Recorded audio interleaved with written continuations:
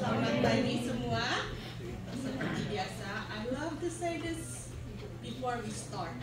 God is good. All the time.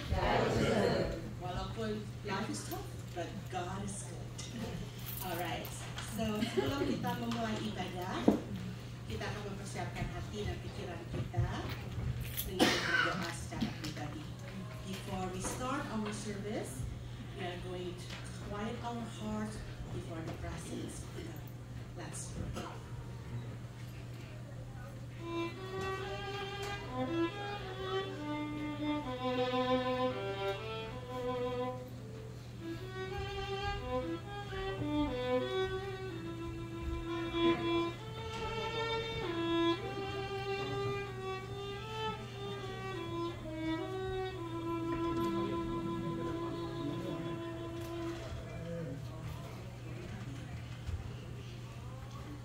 Marilah kita bangkit berdiri.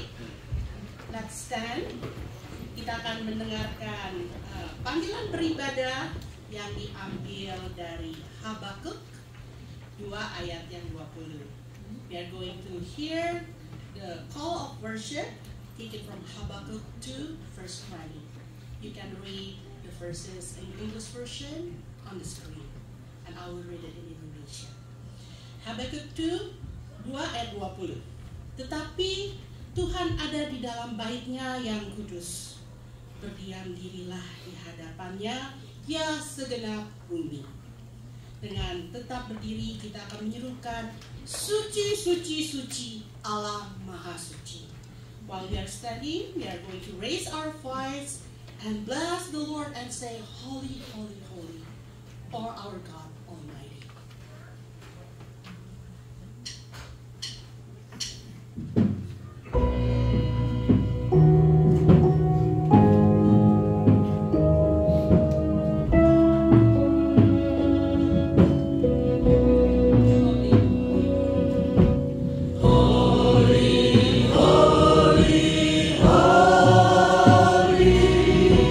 God, God Almighty.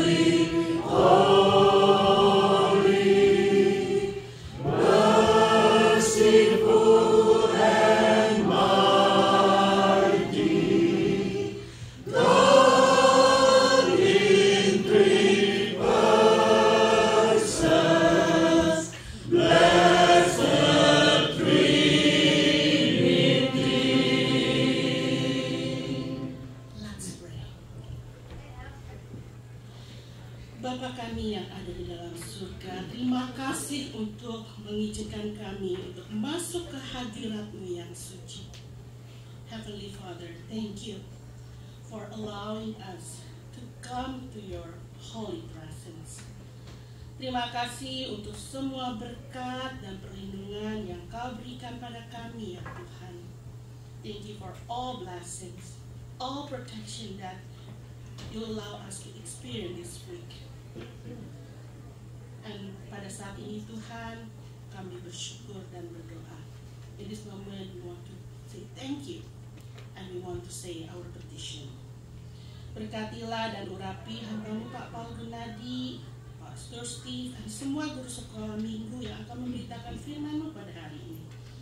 Bless and anoint Pak Paul Gunadi, Pastor Steve, and all Sunday school teachers who will tell your words today.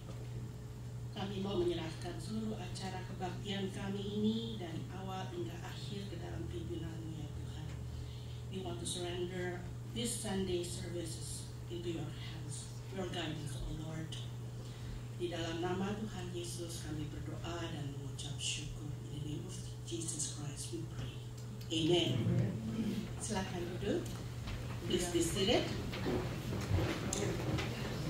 Kita akan mendengarkan berita pengharapan yang diambil dari Lukas 19 ayat 38.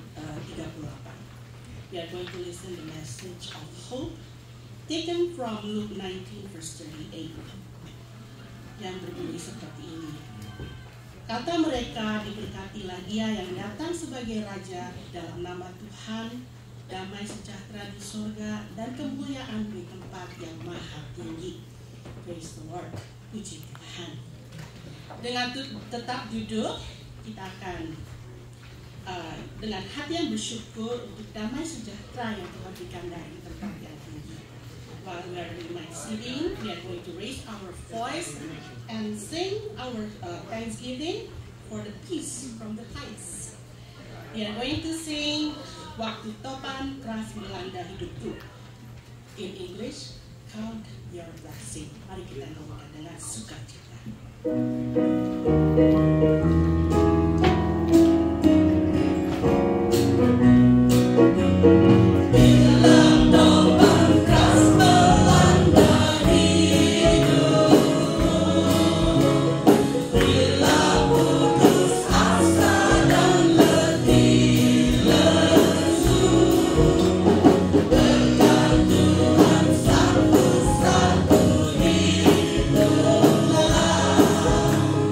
Kau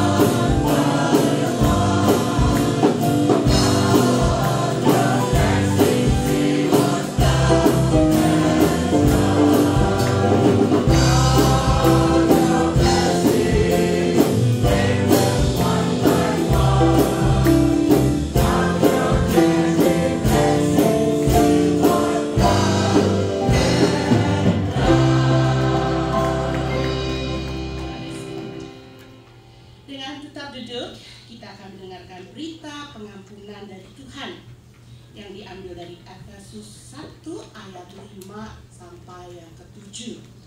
While we are sitting down, we are going to listen to God's message of forgiveness, taken from Ephesians 1 verse 5 to 7, yang bunyinya seperti ini. Dalam kasih, Ia telah menentukan kita dari semula oleh Yesus Kristus untuk menjadi anak-anak-Nya sesuai dengan kerelaan kehendak-Nya, supaya terpujilah kasih-Nya. Sebab di dalam Dia dan oleh darah-Nya kita beroleh penebusan, yaitu pengampunan dosa, menurut kekayaan kasih karunia-Nya. Dengan bangkit berdiri, please stand up with me. Marilah kita sambut firman Tuhan ini dengan menyanyikan lagu dengan segenap hati. To respond to God's words, we are going to sing a song dengan segenap hati, with all of our hearts.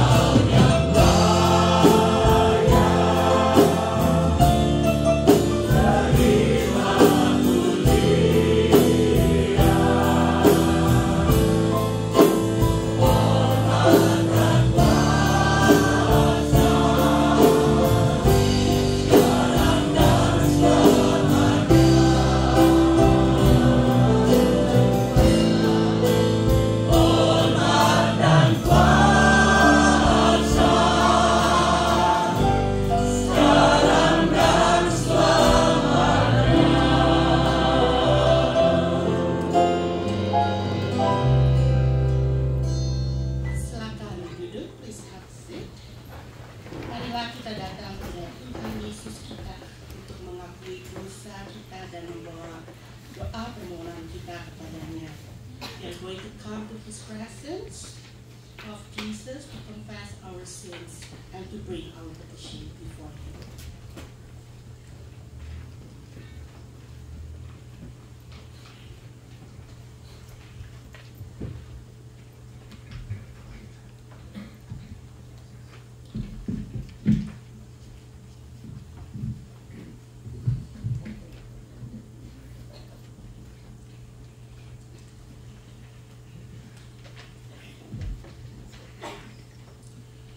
Sebelum kita berdoa, marilah kita pujikan nama Yesus. Before we pray, let us sing the name of Jesus.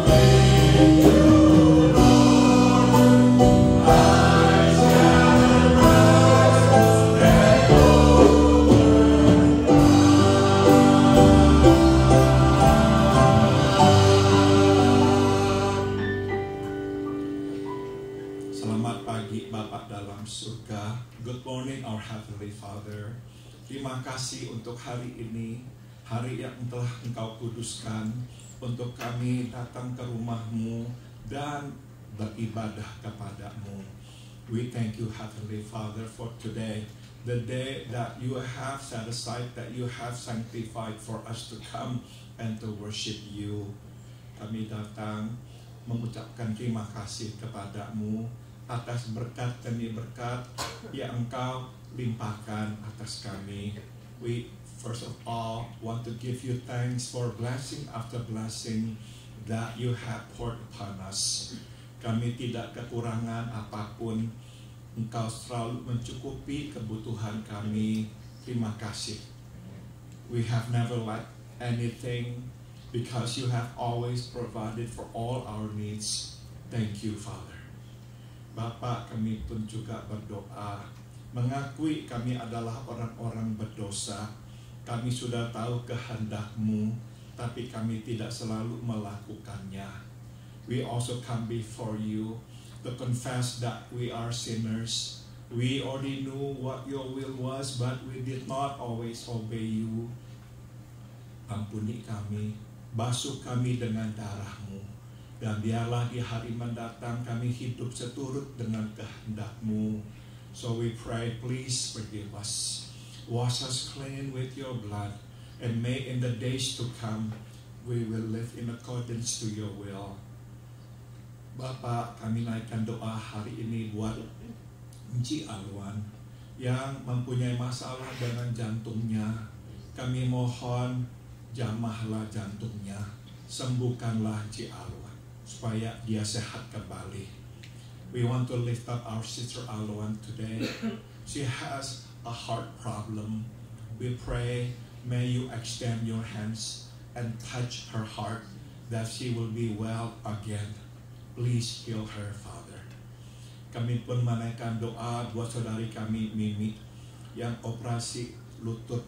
Kami mohon biarlah Tuhan juga jamah, sembuhkan, berikan kekuatan kepada Mimi supaya operasi berjalan dengan baik.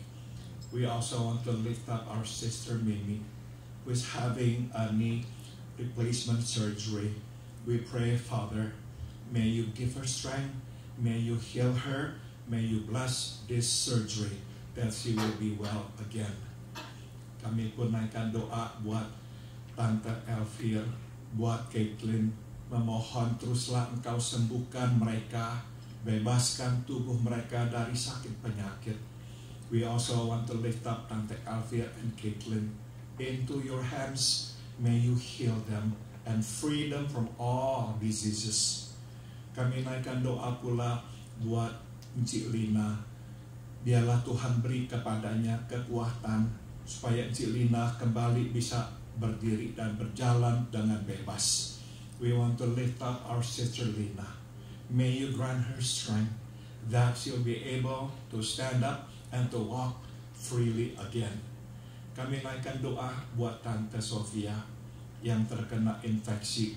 Kami mohon sembuhkanlah dan siapkanlah dia untuk operasi yang akan dijalannya bulan April nanti. We lift up our sister Tante Sofia. May you heal her from infection that she is now suffering from. May you give her strength so that she'll be strong for the hip replacement surgery that she will undergo next month. Kami naikkan doa pula buat Ci Esther, buat Sandra, buat Kok Fabian. Biarlah tangan-Mu juga Engkau tumpangkan atas mereka dan berikan terus kepada mereka kesehatan dan kesembuhan. We lift up our brother Fabian, our sisters Esther and Sandra. May you place your hands upon them. May you continue to strengthen them and to heal them. Kami naikkan doa buat Om Arthur, buat Pak Gustav, buat Pak Andreas di Indonesia. Berilah kepada mereka kekuatan menjalani perawatan minggu demi minggu. We pray for Om Arthur, Pak Andreas, and Pak Gustav in Indonesia. May you grant them strength, Father, to undergo treatment week after week. Kami juga naikkan doa buat Saudari Herwig, buat Saudara Anyau. Berilah kepada mereka kekuatan, sembuhkanlah mereka dari sakit penyakit yang mereka derita. We lift up our sister Herwig, our brother Anyau. May you grant them healing, Father. May you cleanse their bodies from diseases. Kami juga naikkan doa buat Stephanie, buat Mira. Teruslah Engkau beri kepada mereka kesehatan dan kekuatan. We lift up our sister Stephanie and Mira. May you also grant them strength, Father, and good health. Bapak, kami juga naikkan doa buat tetangga kami Norma. Teruslah sembuhkan, beri kepadanya kekuatan, dan sediakanlah rumah untuk keluarganya. We also lift up our neighbor Norma. May you continue to heal her, to give her strength, and we pray, Father, for your provision. Please provide for them a place to live. Bapak, sekarang kami berdoa, memohon, berbicaralah. Kami siap untuk mendengarkan-Mu. And now we pray, Father, please speak to us. We are ready to listen to you. Oh ya, kami juga naikkan doa buat Andri, buat Kopardi, juga buat saudara kami Budi. Biarlah Tuhan terus memegang mereka, menguatkan mereka, dan memberikan kesembuhan kepada mereka. Lord, we also want to pray for Andre, for our brother Pardi and our brother Budi. May you grant them strength. May you strengthen them. May you heal them, Father. Terima kasih Tuhan Yesus. Kami naikkan doa ini di dalam nama-Mu yang kudus. Thank you, Lord Jesus. We pray in your holy name. Amen. Marilah kita buka Injil Matius pasal 26. Will you please turn your Bible to the book of Matthew chapter 26.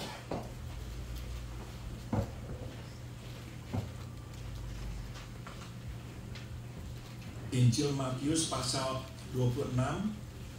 Kita akan membaca mulai dari ayat 1 hingga ayat 16. The Gospel of Matthew chapter 26. And we are going to read from verse 1 to verse 16. Mari kita bangkit berdiri untuk pembacaan firman Tuhan. Will you please stand for the reading of the scripture? Injil Matius 26, 1 hingga 16. The Gospel of Matthew chapter 26, 1 to 16. Saya baca ayat 1. Saudara menanggapi ayat kedua, begitu seterusnya. I will read verse 1 and you will respond by reading verse 2 and so forth. Setelah Yesus selesai dengan segala pengajarannya itu, berkatalah ia kepada murid-muridnya,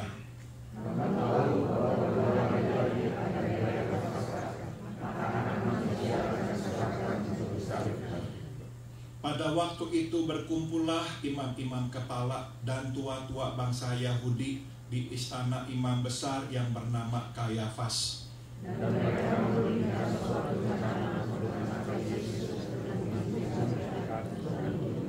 Verse 5, tapi mereka berkata, jangan pada waktu perayaan supaya jangan timbul keributan di antara rakyat.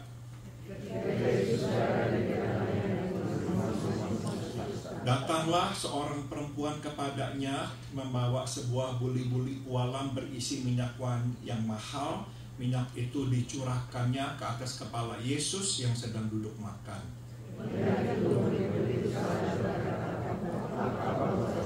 Verse 9, sebab minyak itu dapat dijual dengan mahal dan uangnya dapat diberikan kepada orang-orang miskin.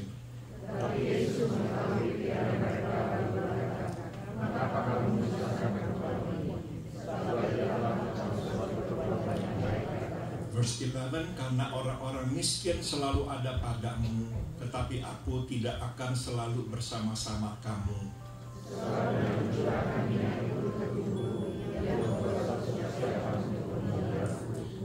Aku berkata kepadamu, sesungguhnya di mana saja Injil ini diberitakan di seluruh dunia, apa yang dilakukannya ini akan disebut juga untuk mengingat Dia.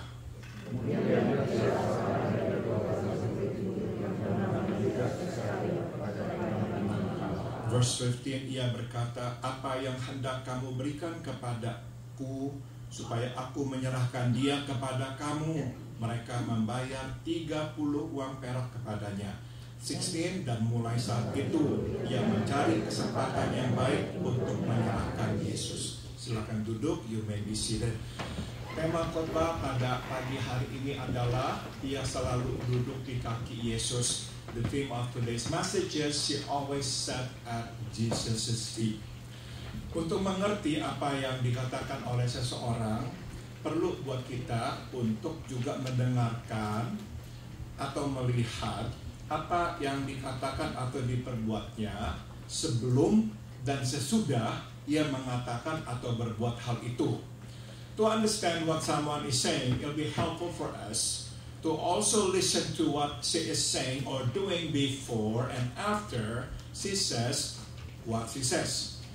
Jadi untuk mengerti ayat ini, kita perlu melihat apa yang terjadi sebelum dan setelah kejadian yang terjadi di rumah Simon orang kusta itu.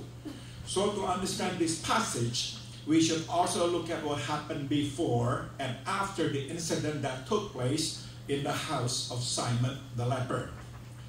Matius memulai dengan berkata, setelah Yesus selesai dengan segala pengajarannya itu, berkatalah ia kepada murid-muridnya, kamu tahu bahwa 2 hari lagi akan dirayakan Paskah, maka anak manusia akan diserahkan untuk disalibkan. Matthew begins with, when Jesus had finished saying all these things, he said to his disciples, as you know, the Passover is 2 days away, and the Son of Man will be handed over to be crucified. Nah, pertanyaannya adalah, apakah yang diajarkan atau dikatakan oleh Yesus sebelum dia memberitahukan tentang penyalibannya? The question is, what was Jesus our Lord saying before he announced his impending crucifixion? Bila kita melihat pasal 24 dan 25, kita akan bisa melihat bahwa Tuhan Yesus sedang berbicara tentang kedatangannya yang kedua kali. Secara khusus tentang apa yang terjadi sebelum dan pada saat kedatangannya yang kedua kali. A quick look at chapter 24 and 25 reveals that our blessed Lord was talking about his second coming, specifically about what would take place before and at his second coming. Sebelum kedatangannya akan ada penganiayaan dan nabi-nabi palsu. Dan pada saat kedatangannya yang kedua akan ada penghakiman. Before his second coming there will be persecutions and false prophets. And at his second coming there will be reckoning and judgment.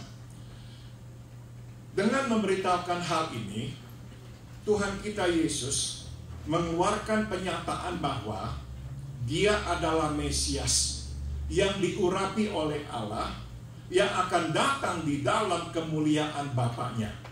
By telling them this, he makes a bold statement that he is the Messiah, the anointed one of God who will come in his Father's glory.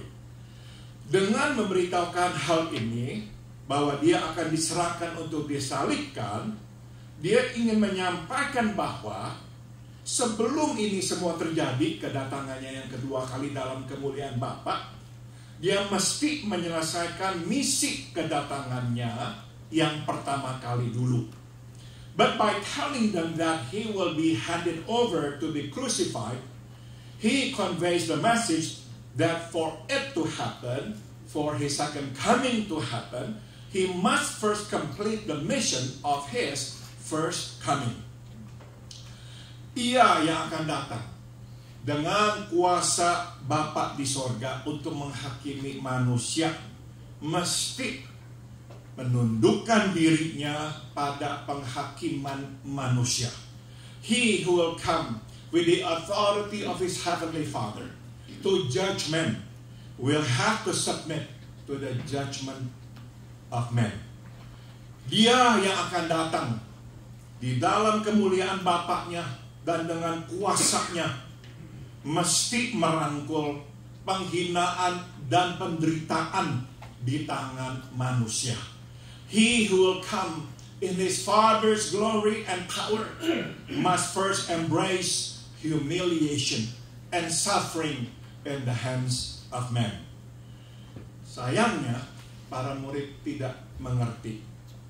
Sadly, the disciples don't understand this. Mereka begitu tenggelam di dalam kemuliaan yang akan datang, sampai-sampai mereka tidak dapat melihat penderitaan yang sekarang. You see, they are so caught up in the future glory that they miss the present suffering. Kita bisa lihat bahwa mereka tidak mengerti apa yang dikatakan oleh Tuhan, dan apa yang sedang terjadi ini lewat dari apa yang terjadi di rumah Simon orang kusta beberapa hari sebelum dia ditangkap. We can see that they do not understand this by what happens in the house of Simon the leper days before his arrest. 2 mile sebelum tiba di Yerusalem, Yesus Tuhan kita dan para murid berhenti di sebuah kampung kecil bernama Betani untuk makan malam di rumah Simon orang kusta, di mana ada seorang perempuan menuangkan minyak wangi yang mahal di atasnya. 2 miles before reaching Jerusalem, Jesus our Lord and the disciples stopped at Bethany, a small village, to have dinner at the house of Simon the leper, where some woman pours expensive perfume on him. Matius dan Markus mencatat peristiwa ini, tapi tidak menyebut nama perempuan itu. Matthew and Mark record this incident without naming who that woman was. Tetapi Yohanes menyebut namanya sebagai Maria, saudari dari Marta dan Lazarus. Maria yang sama yang duduk di kaki Yesus, mendengarkannya berbicara dan mengajar sewaktu kakaknya Marta sibuk mempersiapkan makan. While John names her as Mary, the sister of Martha and Lazarus, the same Mary who chose to sit at Jesus' feet and listen to him while Martha, her sister, busy preparing food. Yohanes juga menjelaskan alasan atau tujuan makan malam itu, yakni memberikan penghormatan kepada Yesus yang telah membangkitkan Lazarus dari kematian. John also specifies the reason for the dinner, to honor our blessed Lord who has raised Lazarus from the dead. Nah, kenyataan bahwa makan malam ini diadakan di rumah Simon menunjukkan bahwa ketiga kakak beradik ini mempunyai relasi dengan Simon si orang kusta itu. The fact that this dinner is held in Simon's house shows that these three siblings are related to Simon the leper. Mari sekarang kita berhenti dan menimba pelajaran kita yang pertama. Let us now pause and draw our first lesson. Untuk sejenak, tempatkan diri kita di posisi Tuhan kita Yesus. For a moment, put ourselves in our blessed Lord's shoes. Dan bertanya, bila kita adalah Yesus, apakah kita akan menerima undangan Maria, Marta, dan Lazarus untuk makan malam di rumah Simon orang kusta beberapa hari sebelum kita dihukum mati? Please ask, if we were Jesus, would we accept the invitation of Mary, Martha, and Lazarus to have dinner at the house of Simon the leper days before our day of execution? Saya kira kebanyakan kita tidak akan menerima undangan itu.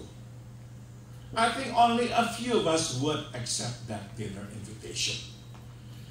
Kebanyakan kita akan menolak undangan makan malam, karena ya ini hanyalah untuk berterima kasih kepada kita, bukan hal yang terlalu besar. Most would have turned down this invitation because it is after all a thank you dinner. It's not a big deal. Kita akan menolaknya sebab kita sudah tidak ada lagi hasrat, keinginan untuk pesta-pesta, mengetahui bahwa dalam waktu beberapa hari kita akan dihukum mati dan dibunuh. We would turn it down because we have no appetite for a dinner party, knowing that in a few days we would be killed. Bila kita adalah Yesus, kita lebih mau menikmati diam dan sunyi, menjauh dari ngobrol-ngobrol dan rame-rame. If we were Jesus, we had rather enjoy peace and quiet, away from chatter and festivity. Jadi pertanyaannya, mengapakah Tuhan kita Yesus menerima undangan ini? So the question is, why did Jesus our Lord accept this invitation? Apakah dia seseorang yang begitu kuat sehingga tidak terpengaruh oleh sesuatu yang buruk yang akan menjemputnya. Was he so strong a man that he was not affected whatsoever by the ominous time that's looming before him? Betul, dia seorang yang kuat, tapi dia terpengaruh oleh penderitaan yang sedang menunggunya. Yes, he was a strong man, but he was in every way affected by the suffering that was awaiting him. Kita dapat melihat itu sewaktu ia di Getsemani. We can see that while he is in Getsemani. Jadi pertanyaannya, mengapa ia menerima undangan ini? So the question is, why did he accept this dinner invitation? Saudara, saya kira alasannya adalah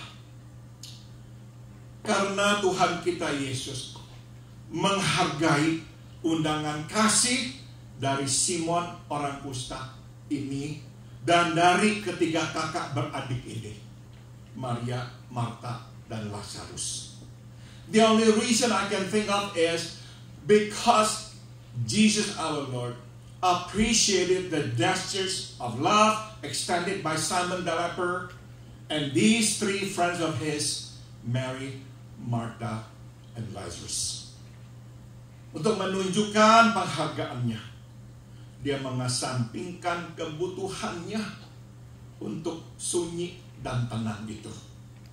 To show his appreciation, he willingly set aside his personal need for peace and quiet. Jadi inilah pelajaran pertama yang dapat kita petik. So here's the first lesson we can learn.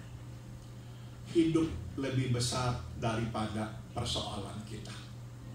Life is bigger than our problem. Kita tahu persoalan menenggelamkan kita. Makin berat persoalan, makin menenggelamkan kita. We know that problems drown us. The heavier the problem is, the more it will drown us. Kita tidak dapat lagi memikirkan orang lain, apalagi berbuat sesuatu bagi mereka. Satu-satunya yang kita pikirkan adalah persoalan kita. We cannot think of others, let alone do something for them. All we can think of is our problem. Tapi sebagaimana dapat kita lihat di sini, selalu ada tempat buat orang di dalam hidup Tuhan kita Yesus. Yet as we can see it here, there is always room for others in the life of Jesus our Lord. Dia selalu memberi ruang dan tempat bagi orang. He makes space and time for others. Saudara, kita mesti menyadari bahwa secara kodrati kita adalah orang yang mementingkan diri sendiri. One thing that we must come to terms with is that we are by nature selfish. Itu sebab kita mesti berupaya keras memastikan bahwa kodrat mementingkan diri ini tidak malah bertumbuh. It is therefore incumbent upon us to make sure that this selfish nature does not grow. Dan caranya adalah dengan menanamkan kodrat Allah di dalam diri kita, yaitu kodrat tidak mementingkan diri. And the way to do it is by cultivating God's nature in us, selflessness. Jadi kita mesti melawan kecenderungan kita untuk mementingkan diri dan memaksa diri kita untuk tidak mementingkan diri. So we must fight our natural proclivity to be selfish and force ourselves to be selfless. Jadi sekali-sekali berbuatlah sesuatu murni buat kepentingan orang. Tidak ada campuran dengan kepentingan sendiri. So once in a while try doing something purely for the sake of others. Nothing for us whatsoever. Mas saudara, waktu kita memulai perjalanan untuk tidak mementingkan diri ini, maka kita akan terus menanjak naik sampai kita naik ke tahap berkorban. Once we begin this journey, we will be on our way up to a higher level, the level of to make a sacrifice. Bukan saja tidak ada untungnya buat kita, malah menuntut kerugian di pihak kita. Not only is there nothing in it for us, but it also requires a loss on our part. Saudara, kita yang tidak dengan sengaja, terencana, berusaha menggantikan kodrat mementingkan diri dengan kodrat Tuhan tidak mementingkan diri, pada akhirnya kita akan makin hari makin bertambah mementingkan diri.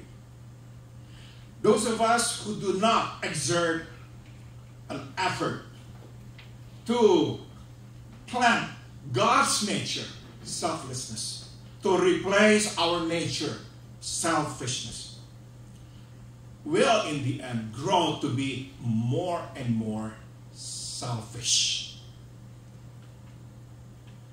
Maka saudara, orang yang mementingkan diri hari ini, suatu kita bertemu dengan dia dan tidak berbuat apa-apa untuk memaksa dirinya menjadi tidak mementingkan diri, 5 tahun kemudian kita bertemu dengan dia, kita akan melihat luar biasa selfishnya orang ini.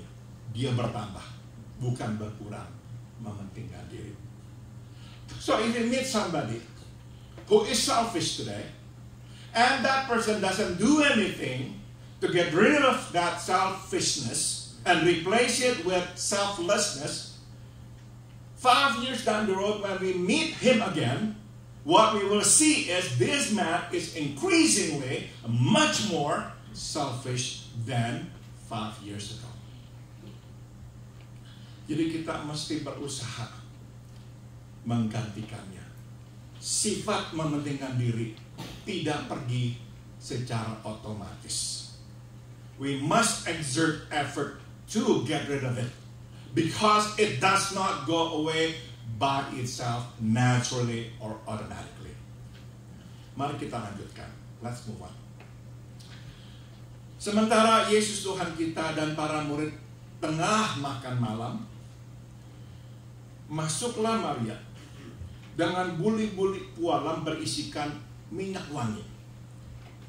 While Jesus our Lord and the disciples are having dinner, Mary walks in with an alabaster flask of very costly fragrant oil.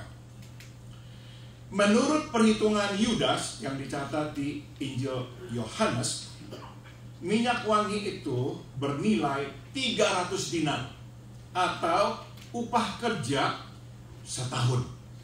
According to Judas's estimate, as recorded by John the Gospel, it's worth 300 denarii or a year's wages. Jadi kalau kita kurskan sekarang sekitar $30,000. So it's around $30,000 today. Nah saudara, kalau kita bertanya-tanya apakah Maria ini seorang wanita kelas atas yang hanya membeli barang-barang bermerek, jawabannya adalah tidak. If you're wondering whether Mary was a jet set type of woman who would only wear brand name, the answer is most likely not. Saudara, pada zaman itu perempuan menabung, menyimpan uangnya dengan cara menyimpan minyak wangi. You see, in that day and age, women saved by buying fragrant oil. Jadi saudara, minyak wangi bernilai $30,000 yang dicurahkannya di atas kepala dan kaki Tuhan kita Yesus adalah tabungannya. So the $30,000 perfume that she poured on our blessed Lord's head and feet was her life saving. Uang yang disimpannya dari upah kerjanya. That's the money she earned and saved from years of work. dengan menuangkannya di atas kepala dan kaki Tuhan kita Yesus. Dia mengisi seluruh rumah, bukan saja ruang makan, dengan wangi semerbak minyak narwastu itu. By pouring it on our blessed Lord's head and feet, she filled the whole house, not only the dining room, with the fragrance of this special oil from India. Tapi dia tidak berhenti di situ. Dia duduk di kaki Yesus dan menyeka kakinya dengan rambutnya. But she did not stop there. She then sat at Jesus' feet and wiped them with her hair. Dan saudara, kita mesti juga tahu hal ini, bahwa besar kemungkinan kaki Tuhan penuh dengan debu. Karena saat itu orang-orang memakai sandal ikat. And, no offense to our blessed Lord, in all probability his feet were dusty due to the kind of strap sandal he wore. Kita dapat membayangkan reaksi orang-orang yang sedang duduk makan. We can only imagine the reactions of everyone's present at the dinner table. Mungkin pertama-tama mereka bingung melihat Maria masuk membawa buli-buli minyak wangi itu. First, perhaps they are confused seeing Mary walk in with this flask of perfume. Apa yang dia lakukan? Mungkin mereka bertanya-tanya. What is she doing? They perhaps wonder. Kemudian mereka terkejut melihat Maria membuka buli-buli, menuangkan minyak wangi itu di atas kepala Tuhan kita Yesus tanpa meminta izin terlebih dahulu. Then they're shocked when they see her open the flask and pour the oil on our blessed Lord's head without permission. Dan akhirnya mereka benar-benar kaget waktu mereka melihat Maria duduk di kaki Tuhan kita Yesus, menuangkan minyak wangi di kakinya dan menyekaknya dengan rambutnya. And lastly, they are flabbergasted when they see her sit at our blessed Lord's feet, pour the oil on his feet, and wipe them with her hair. Tiba-tiba sunyi. For a moment, it's total silence. Tidak ada orang yang berkata apa-apa sebab mereka tidak tahu mesti berkata apa. No one says a word because no one knows what to say. Hingga Yudas membuka mulutnya dan mengeluarkan apa yang ada di hatinya. Cinta uang. Until Judas opened his mouth and shows what's in his heart. Love for money. Untuk menutupi warna aslinya dan tampil rohani, dia mempertanyakan tindakan Maria dan menyebutnya pemborosan. To disguise his true color and appear spiritual, he questions Mary's actions and calls it a waste. Dan untuk menunjukkan bahwa motifnya berkata-kata bukan untuk kepentingannya sendiri, tapi karena dia peduli dengan orang miskin, dia menghitung nilai minyak narwastu itu 300 dinar dan berkata, seberapa besar manfaatnya bila ini diberikan kepada orang miskin. And to show that his motive for saying that it's not self-serving, but out of concern for the poor, he calculates the cost of this spikenard, 300 denarii, and tells them how much good this would do if it's given to the poor.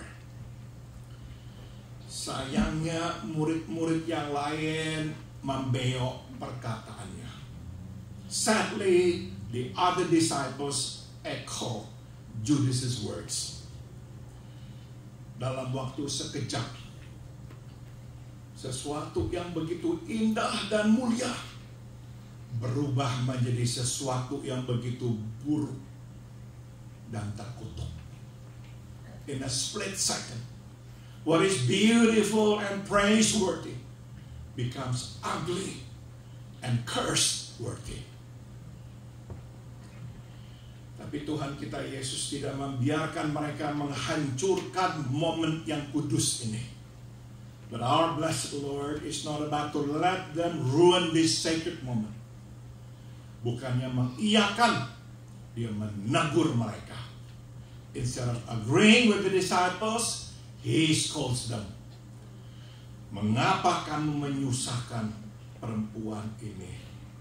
Dia telah melakukan sesuatu yang indah buatku. Orang miskin selalu ada, tapi engkau tidak selalu, aku tidak selalu ada. Why are you bothering this woman? She has done a beautiful thing to me. The poor you'll always have with you, but you will not always have me. Sewaktu dia menuangkan minyak wangi ini di tubuhku, dia mempersiapkan penguburanku. When she poured this perfume on my body, she did it to prepare for my burial. Sesungguhnya aku berkata kepadamu, dimanapun Injil ini diberitakan di seluruh dunia, apa yang diperbuatnya akan diceritakan untuk mengingatnya. Truly I tell you, wherever this gospel is preached throughout the world, what she has done will also be told in memory of her. Hari ini 2000 tahun kemudian kita mengingat perbuatan Maria. Today, 2000 years later, we remember what Mary did. 1000 tahun lagi, kalau memang Tuhan belum datang, orang akan juga mengingat yang diperbuat Maria. 1000 years later, if our Lord has not come yet, what she did will be remembered. Jadi inilah pelajaran kedua yang bisa kita petik. Let's draw our second lesson. Mengetahui tentang melayani tidak sama atau tidak membuat kita menjadi pelayan. Mengetahui tentang kasih tidak membuat kita mengasihi. Knowing about serving does not make us a servant. Knowing about love does not make us love.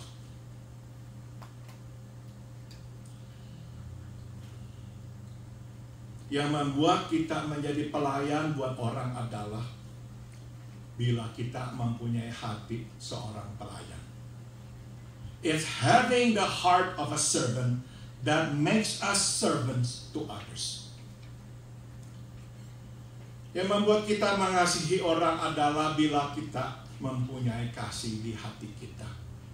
It's having love that makes us love others. Para murid tahu tentang melayani. Mereka belajar dari yang terbaik, Yesus Tuhan kita. The disciples knew much about serving. In fact, they learned it from the best, Jesus himself. Tapi itu tidak membuat mereka menjadi pelayan. But it did not make them servants. Para murid tahu tentang mengasihi. The disciples knew much about love. Mereka belajar dari Yesus yang adalah perwujudan kasih. They learn it from Jesus, the embodiment of love. Tapi itu tidak membuat mereka mengasihi. But it did not make them love others. Sebaliknya, yang keluar dari mulut dan hati mereka justru adalah jiwa atau roh yang kritis dan menghakimi. Instead, what came out of them was critical and vindictive spirit. Tidak ada belas kasihan sama sekali. No mercy whatsoever. Andaikan para murid mempunyai hati pelayan, mereka akan dapat melihat perbuatan Maria menuangkan minyak wangi di atas tubuh Yesus sebagai tindakan melayani. You see, if the disciples had the heart of a servant, they would have seen Mary's pouring oil upon our blessed Lord's body as an act of service. Bukankah itu yang dilakukan oleh seorang pelayan kepada tuannya? After all, that's what a servant does to his master. Andaikan para murid mempunyai kasih, mereka akan dapat melihat tindakan Maria sebagai ekspresi kasih. If the disciples had much love, they would have perceived Mary's act as an expression of love. Mereka akan mengerti bahwa hati Maria penuh dengan terima kasih karena Yesus Tuhan telah memberi kesempatan kepada kakaknya Lazarus untuk hidup kembali. They would have understood that her heart, Mary's heart, was filled with so much gratitude to Jesus our Lord for giving her brother Lazarus another chance to live. Dan mereka akan lebih berbelas kasihan, and they would have been more merciful. Saudara, bagaimana kita melihat sesuatu, melihat orang, bergantung dari interpretasi kita. How we perceive others and what they do is very much a product of our interpretation. Dan interpretasi kita adalah hasil dari, itu buah dari keyakinan dan nilai-nilai hidup kita. And our interpretation is very much a product of our beliefs and values. Jadi bila kita melihat diri kita sebagai orang gagal, kita cenderung melihat orang di sekitar kita lebih hebat daripada kita. So if we think of ourselves as a failure, we tend to perceive others as superior to us. Dan kadang, karena kita merasa diri kita gagal, kita melihat tindakan orang kepada kita sebagai tindakan menghina kita. And worse yet, because we see ourselves as a failure, we see others' action to us as condescending. Bila kita menganggap kita ini tidak layak dikasihi, kita cenderung menuduh orang tidak mengasihi kita. Dan kadang lebih buruk lagi, orang memang sengaja mau menolak kita. If we think of ourselves as unworthy of love, we tend to accuse others of not loving us and, worse yet, rejecting us. Maka mintalah kepada Tuhan untuk mengisi hati kita dengan kasih-Nya dan karunia-Nya. Sehingga kemanapun kita pergi, siapapun yang kita jumpai, kita akan melihat kasih dan karunia. So ask God to fill our hearts with His love and grace, that we will see love and grace wherever we go and whomever we meet. Mari kita lanjutkan. Let's continue. Injil Matius dan Markus mencatat setelah peristiwa ini, Yudas pergi ke imam-imam kepala dan berkata, berani bayar saya berapa bila saya menyerahkan Yesus kepadamu? The Gospels of Matthew and Mark record that right after this, Judas went to the chief priest and said, "What are you willing to give me if I deliver him to you?" Mereka menawarkan 30 keping perak, kira-kira 4 bulan gaji, sekitar ya $10,000 sekarang. They offered him 30 pieces of silver, equivalent to 4 months' wages, around $10,000 today. Jauh lebih sedikit daripada minyak wangi dari Maria kalau dia bisa mencurinya dan menjualnya. tapi yang sudah lebih baik daripada tidak ada sama sekali. It's less than the amount he would have taken if he had sold Mary's perfume. But to Judas, it's better than nothing. Jadi ini pelajaran ketiga yang bisa kita petik. So here's the third lesson we can learn. Apapun yang membawa kita dekat dengan Tuhan kita Yesus, bila itu bukan motivasi yang benar, akan membawa kita jauh darinya. Whatever draws us close to Jesus our Lord, if it is not the right motivation, will draw us away from Him. Saudara, uang, harta, dan hidup yang penuh kemuliaan di hari mendatang membawa Yudas mendekat kepada Yesus. Kemiskinan dan hidup yang nantinya penuh pengorbanan menjauhkannya dari Yesus. You see, money and future life of glory drew Judas close to Jesus. Poverty and future life of sacrifice drew him away from Jesus.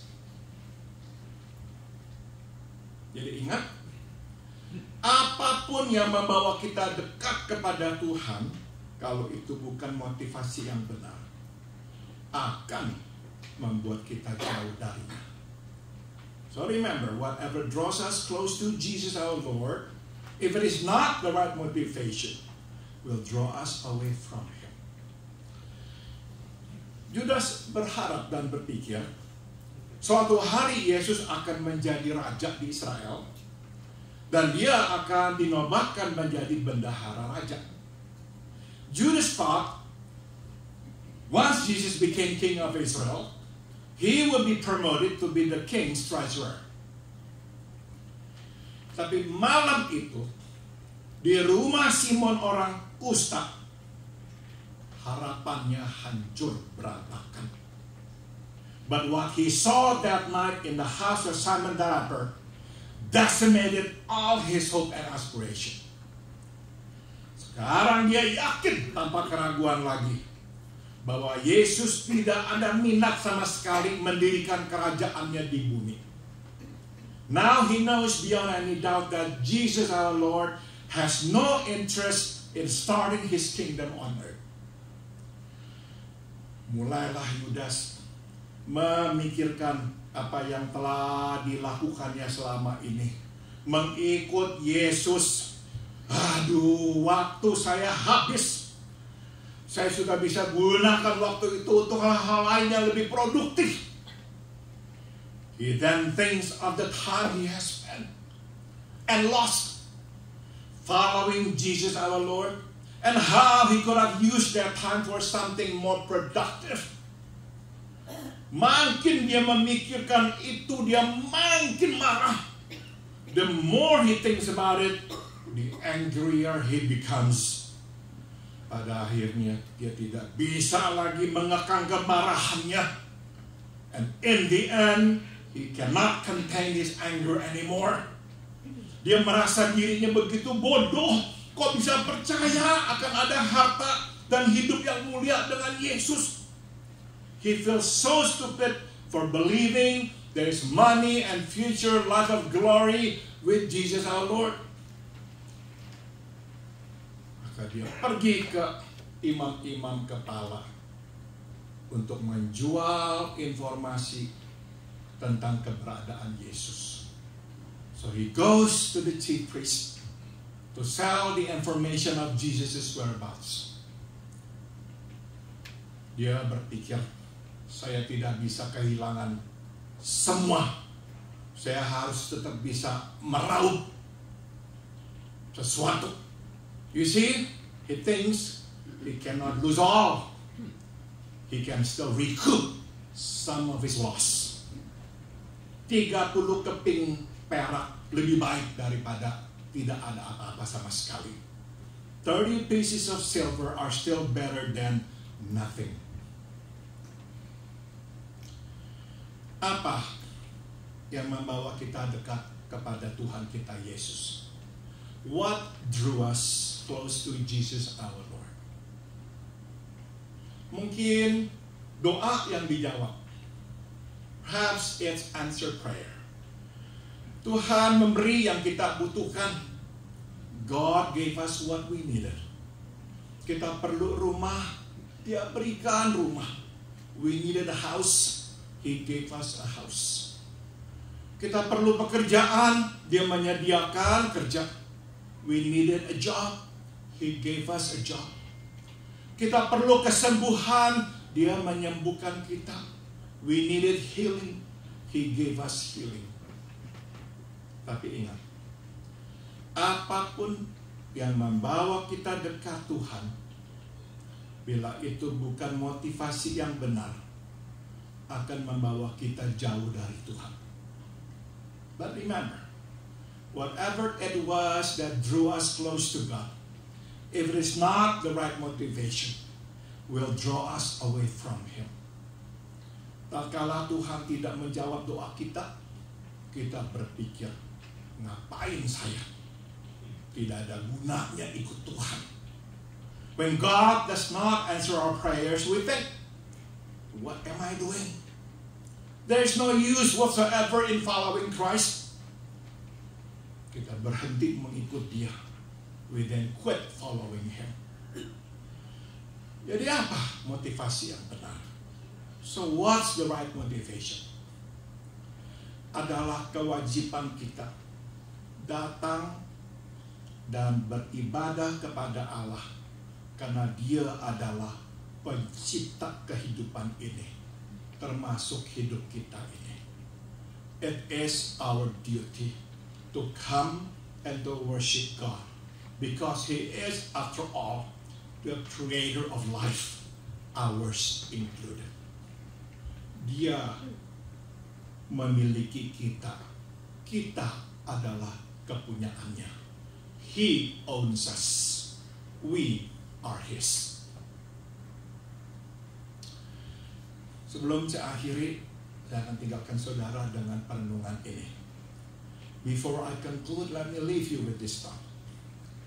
Mari kita fokuskan perhatian kita pada Maria. Let's focus on Mary. Bila kita berpikir apa yang dilakukannya itu ya mudah, kita keliru. If we think that what she did was easy, we are mistaken. Menyerahkan tabungan kita tidak pernah mudah. Giving away life saving is never easy. Menyerahkan 30.000 tidak mudah. Giving away 30,000 is not easy.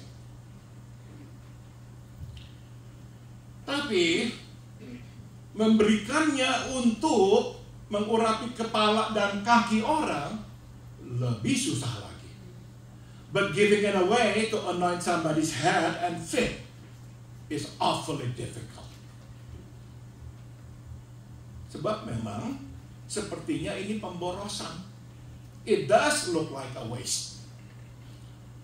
Dan mungkin saja pemikiran ini melintasi benak Maria. Perhaps the thought crossed Mary's mind. Daripada tuangkan ke tubuh Tuhan kita Yesus, lebih baik ya udahlah serahkan kepada orang miskin. Instead of pouring it on Jesus our Lord, she should give it to the poor. Tapi entah mengapa dorongan itu begitu kuat. But somehow the drive was so strong. Ini sesuatu yang mesti dilakukannya. It was something she had to do. Dia tidak mengerti apa yang terjadi, tapi dia memilih untuk taat. She did not understand what's going on, but she obeyed it. Nah, sekarang kita tahu bahwa dorongan itu berasal dari Roh Kudus. Now we know that the drive came from the Holy Spirit. Tuhan ingin agar Maria mengurapi tubuh Tuhan kita Yesus dalam rangka mengurapi kematian dan penguburannya. God wanted her to pour the fragrant oil on our Lord's blessed body in anticipation of His death and burial. Nah, jadi ini yang kita juga mau ingat. So it's something that we need to keep in mind. Apapun yang diperintahkan Tuhan, lakukanlah. Meskipun tidak masuk akal. So whatever it is the Lord tells us to do it. Even though it makes no sense.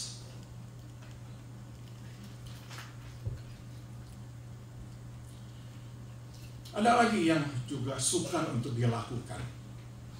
But there's something else that is hard to do. Yaitu dia melakukannya di muka banyak orang. And that is doing it in front of dozens of people. Saudara, satu hal menuangkan minyak wangi yang mahal itu secara pribadi, di mana tidak ada orang di situ. Hal yang lain melakukannya di muka umum. It is one thing to pour the fragrant oil in private, where no one is around. It is another thing to do it in public. Bila kita berada di posisi Maria, kita akan berpikir, orang nanti lihat saya akan pikir apa ya? If we were in her shoes, we would wonder, what would people think of me? What would they say about me?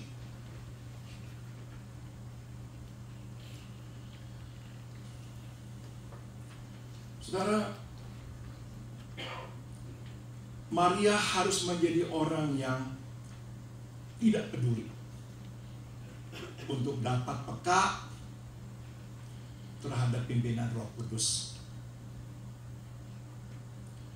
To obey the direction of the Holy Spirit, Mary would have to be not care. Bila dia terlalu peka terhadap penilaian orang, pasti dia sudah urung niat dan tidak melakukannya. If she were self-conscious, she would have changed her mind and not done it. Jadi yang dia tanggalkan adalah peka terhadap penilaian orang. So that's what she dropped. Self-consciousness. Dia tidak membiarkan penilaian orang menguasainya. Dia membiarkan penilaian Tuhan menguasainya. She chose not to let what people thought of her control her. Instead, she chose to be God conscious.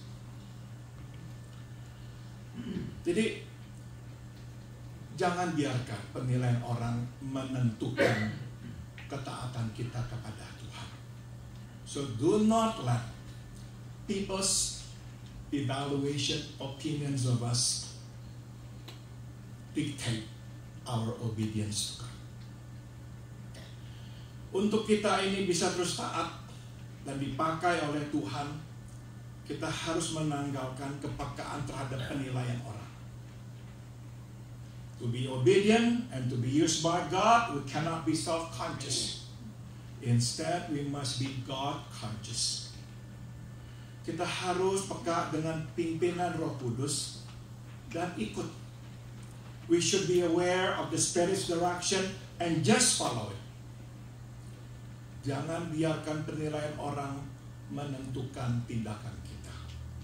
We should not let others' reaction dictate our actions. Jadi, karena hal inilah Maria dikenal sampai hari ini. Dia itu apa?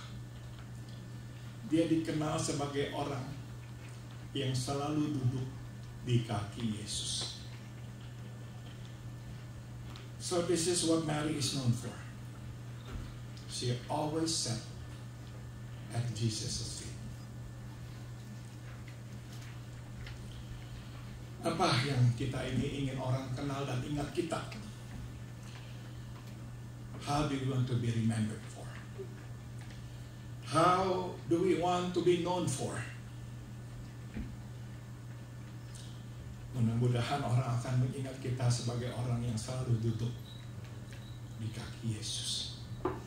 I hope people will always remember us and know us as somebody who always sat at Jesus' feet. Mari kita berdoa pada saudara. Hadiratmu, hadiratmu penuh damai. Hadiratmu, hadiratmu penuh suka. Ku mau duduk selalu di hadiratmu Tuhan, sampai Yesus nyata di dalamku. Hadiratmu, hadiratmu, hadiratmu penuh damai. Hadiratmu, hadiratmu penuh suka. Ku mau duduk selalu di hadiratmu Tuhan, sampai Yesus datang di dalamku. In your presence, in your presence, in your presence, there is peace. In your presence, in your presence, there is joy, there is joy. I will sing there, I will sing in your presence, day by day, till your likeness be seen in me.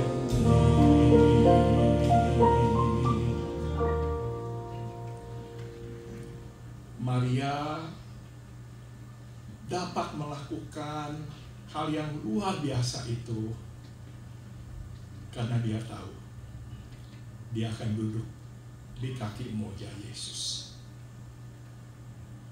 Mary was able to do that great act because she knew that in the end she would sit at your feet. Jadi biarlah ini juga menjadi ingatan kami. Apapun yang mesti kami alami, yang penting kami tahu pada akhirnya kami akan duduk di kaki-Mu ya Tuhan. So this is our prayer, Lord. Whatever it is that we must face, help us remember. What matters is in the end, we will sit at your feet. As long as we can sit at your feet, everything is gonna be okay. Dalam nama Tuhan Yesus kami berdoa. In the name of Jesus we all pray. Amen.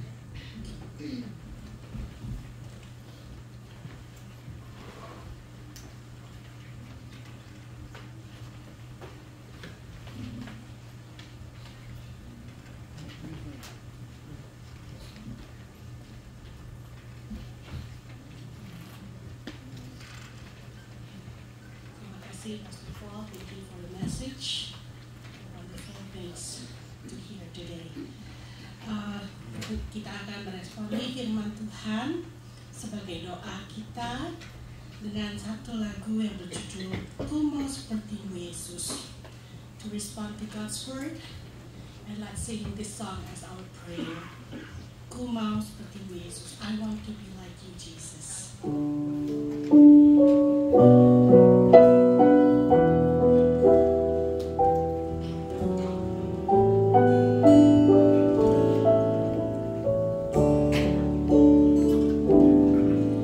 Bagaikan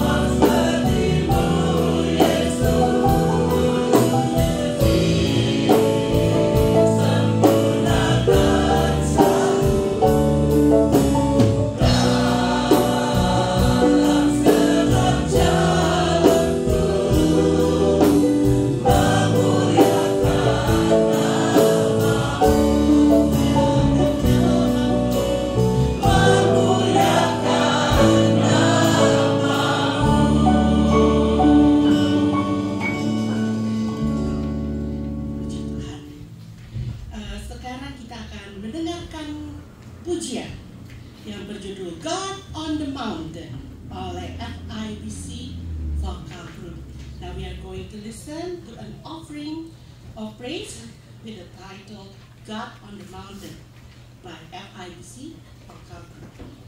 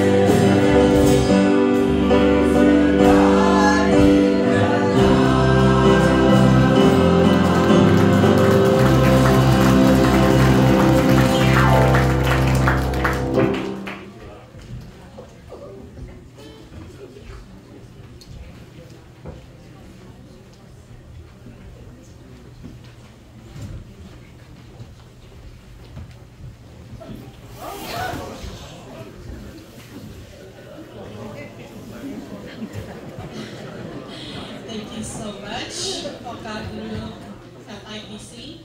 I love them. For the God of the mountain is still God in the valley. Ya, bagus sekali. Ya, walaupun pohon jatuh, Tuhan tetap menolong ya, and make it right. Wah, indah sekali. Ya, sekarang kita akan memberikan persembahan syukur kepada Tuhan Yesus, Tuhan dan Gembala kita, yang telah memberkati dan memelihara hidup kita. We are going to give the offering to say thank you, just like Mary say thank you. We are going to give the blessings that God will bless us. Saya minta untuk para petugas untuk maju.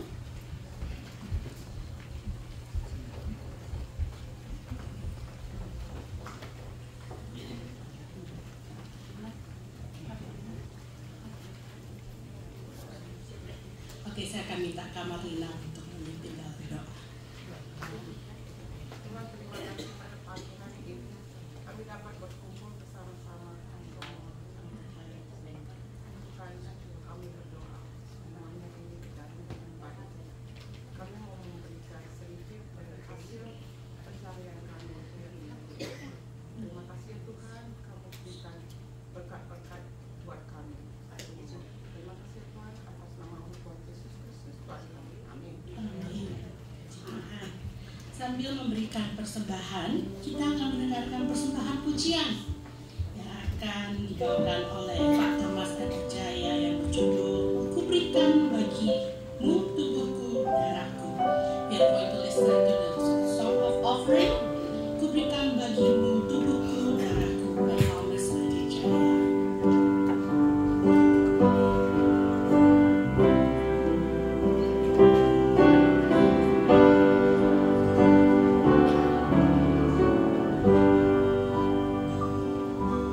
Ku beri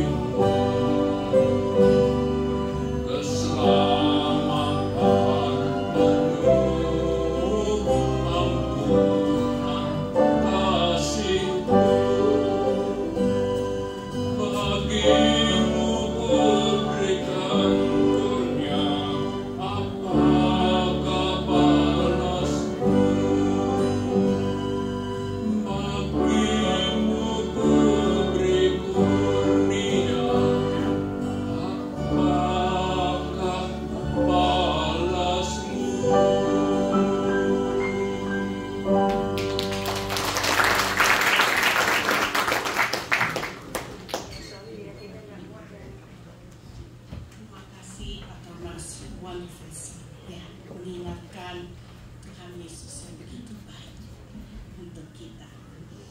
Marilah kita bangkit berdiri. Please stand up. We are going to sing our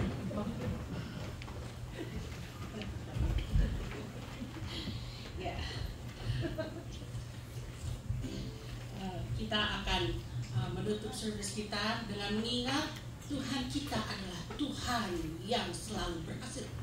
Walaupun kelihatannya gagal buat kita, tapi Tuhan ada rencana yang indah.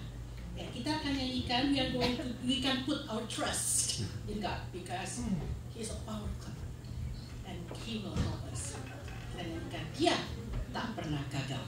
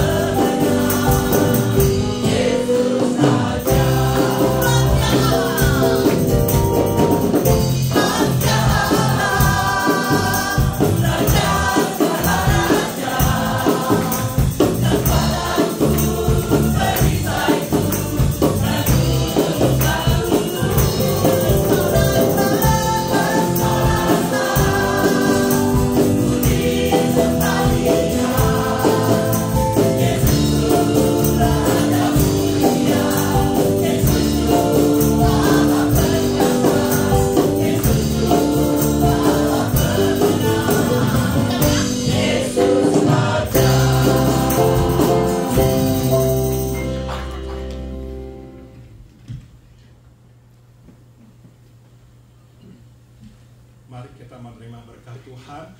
Let us now receive the benediction. Biarlah kasih karunia dari Tuhan kita Yesus Kristus, may the grace of our Lord Jesus Christ, biarlah kasih tak berkesudahan dari Allah Bapa, may the unceasing love of God the Father, dan biarlah persekutuan serta kekuatan dari Roh-Nya yang kudus menyertai kita sekalian.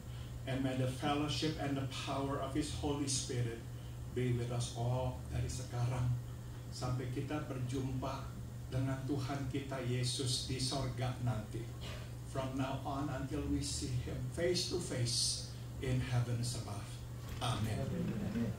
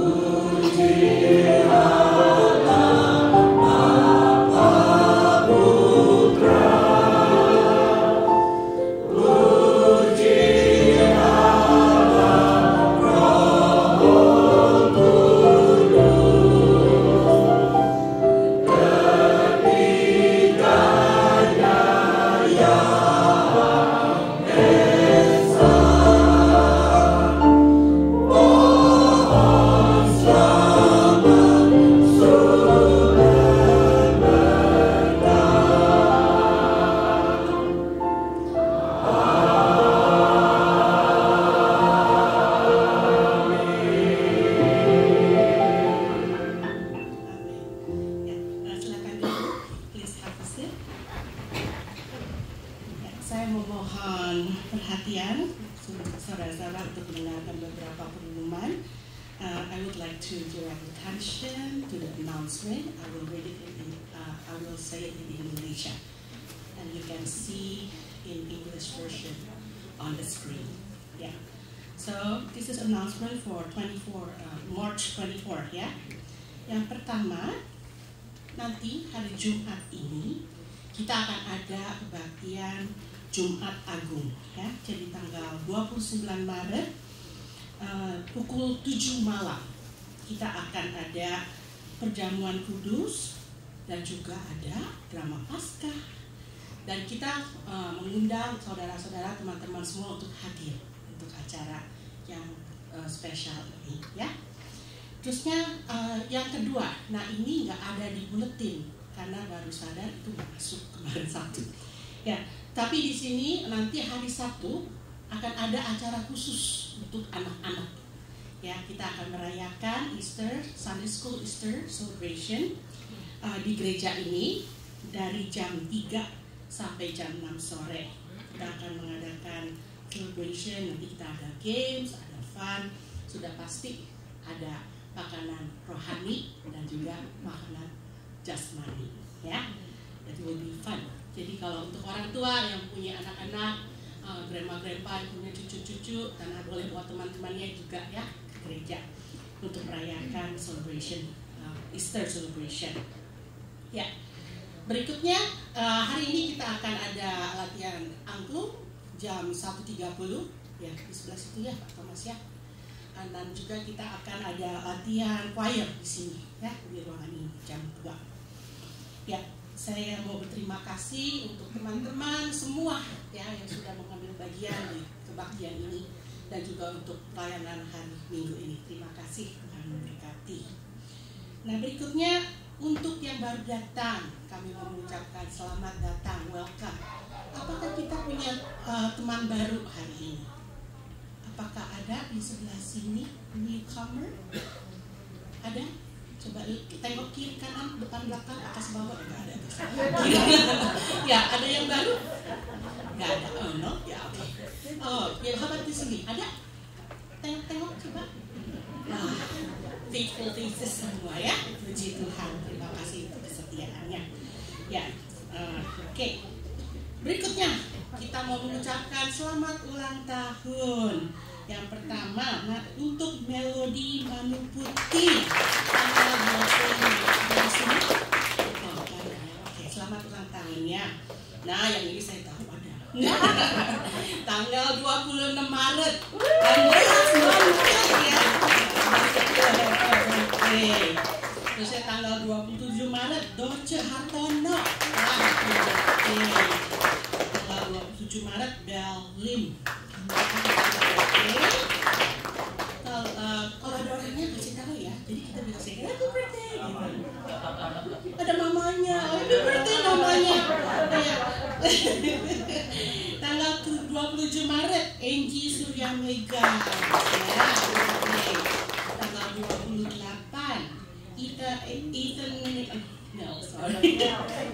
28 Ethan Dani ya, happy birthday. Tanggal 30 Maret Yosinta Gunawan. Yang mana ini? Oh, happy birthday. Oke, ada pengumuman tambahan sebelum kelupaan? Gak ada ya? Oke, kita akan menutup doa kita untuk our fellowship. Mari kita berdoa. Bapa kami yang di surga, terima kasih untuk firman Tuhan yang begitu indah dan waktu bersama untuk memuji dan memuliakan nama-Mu, our Father. Thank you for your wonderful words and for the time that we have to worship you in this moment. Thank you, Lord. Kami akan menikmati hidangan yang sudah disediakan. We are going to enjoy lunch together. Terima kasih Tuhan untuk makanannya dan berkati tangan-tangan yang menyediakan makanan pada hari ini. Thank you for the food and bless all people that prepare this food for us. Dan Tuhan, kiranya Tuhan juga memberkati setiap pembicaraan yang akan terjadi di antara kami supaya kami boleh terus memuliakan nama Tuhan. Bless our conversation among us so we may glorify your name. Dalam nama Tuhan Yesus kami berdoa. In the name of Jesus Christ we pray. Amen. Tuhan berkati dan selamat menikmati lunch together. Wonderful.